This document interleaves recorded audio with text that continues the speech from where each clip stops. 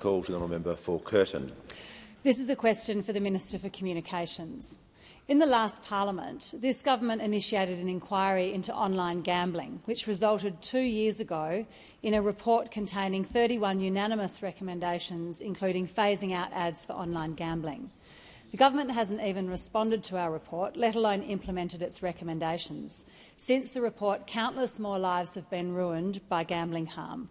Our communities want to see change. Will the government commit to implementing these recommendations during this term? Call to the Minister for Communications and the Minister for Sport. I thank the member for Curtin for her question and her genuine and ongoing commitment to reform in this area, and I know that's a commitment shared by all of the committee members of that standing committee of the 47th Parliament. And I will assure the member for Curtin that that work goes on.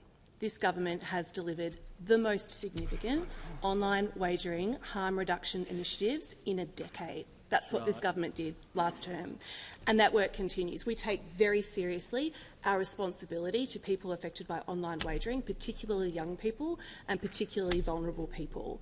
And obviously I'm the new Communications Minister. I've been getting my feet under the desk, and as part of that work I have been taking meetings with harm reduction advocates, with the broadcasters, with the sporting codes, to get my head around this and what the pathway looks like moving forward. And I know that the Minister for Social Services and myself have been working together on this, and we are committed to continuing the work of the previous ministers from the first term.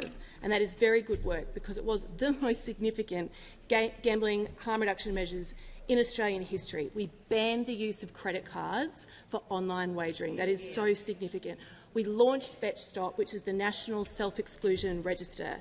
We forced online wagering companies to send their customers monthly activity statements to itemise their wins and their losses. We provided direct funding for specialist financial counselling to support people who are affected by problem gambling.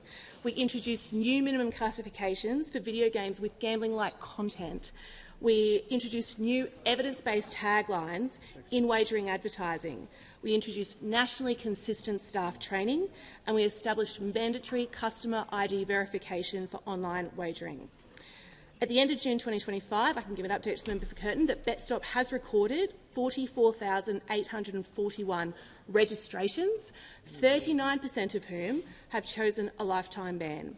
That is good work, and that work now goes on.